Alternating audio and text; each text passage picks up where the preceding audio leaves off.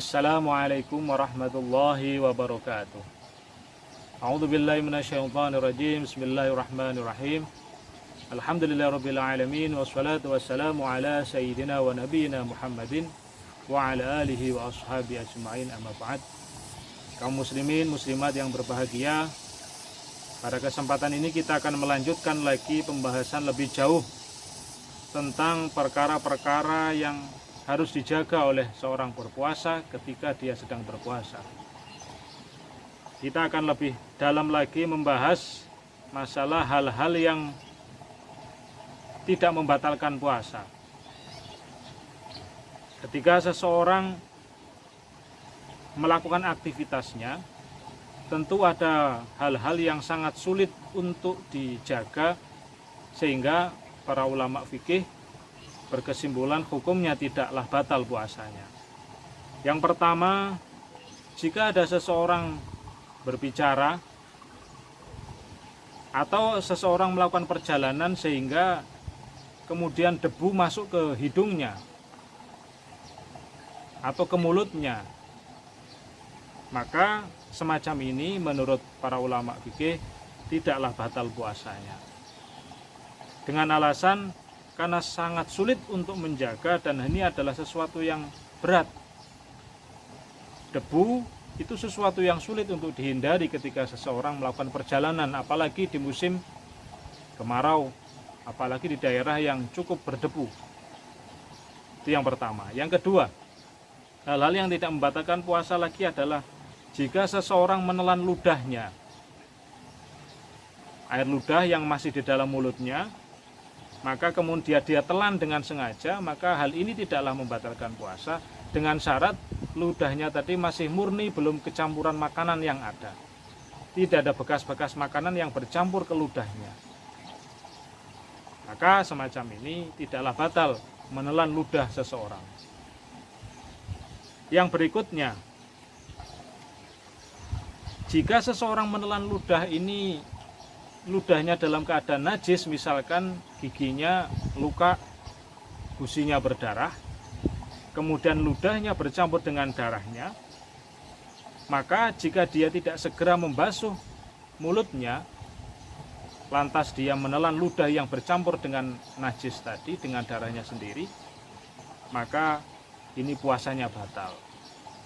Tidak batal jika dia sudah membersihkan tadi, dia dibersihkan mulutnya, dia cuci mulutnya, dirasa darahnya sudah bersih, maka menelan ludah semacam ini tidaklah batal. Yang berikutnya, hal-hal yang tidak membatalkan puasa adalah jika ada seseorang ketika berwudu kemudian berkumur. Berkumur, di sana ketika wudu seseorang disunahkan kumur 3 kali. Kemudian disunahkan untuk menyedot air ke hidungnya. Maka selama kumur dan menyedot hidung ini, menyedot air ke dalam hidung ini dilakukan sesuai dengan rambu-rambu syariat, misalkan kumurnya secara perlahan, tidak lebih dari 3 kali, menyedot air pun juga secara perlahan, tidak lebih dari 3 kali, selama itu masih dalam rambu-rambu syariat yang dianjurkan, kemudian ternyata dia tanpa sengaja airnya tertelan ke dalam tubuhnya, maka tidaklah membatalkan puasa. Lain halnya jika dia secara berlebihan, intensitasnya kuat dia ketika berkumur, atau kumurnya lebih dari 3 kali, maka semacam ini hukumnya batallah puasanya. Karena kaidahnya jika sesuatu itu masih dianjurkan syariat, masih dalam batas 3 kali dan tidak berlebihan, kemudian dia terlanjur minum, terlanjur secara tidak sengaja masuk ke dalam tubuhnya, maka tidaklah membatalkan. Yang berikutnya, perkara-perkara yang tidak membatalkan adalah jika ada seseorang habis makan sahur, kemudian di pagi harinya ternyata masih ada sisa-sisa makanan di sela-sela giginya. Sisa-sisa makanan ini akhirnya bercampur dengan ludahnya. Maka ludah yang kemudian tertelan ini tidaklah membatalkan jika memang dia susah untuk membuang ludahnya tadi, Jika dia sudah berusaha untuk menghilangkan bekas sisa makanan tadi, maka jika terpaksa ludahnya tertelan, maka tidaklah membatalkan.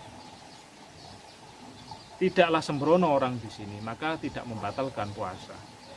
Lain halnya kalau dia sembrono, sebenarnya dia bisa membuang bekas-bekas sisa makanan sahur tadi malam.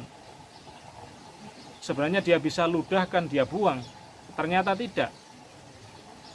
Dia juga tidak berusaha untuk membersihkan mulutnya.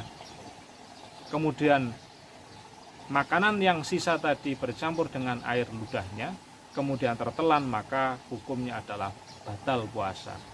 Karena orang ini termasuk orang yang taksir, orang yang sembrono.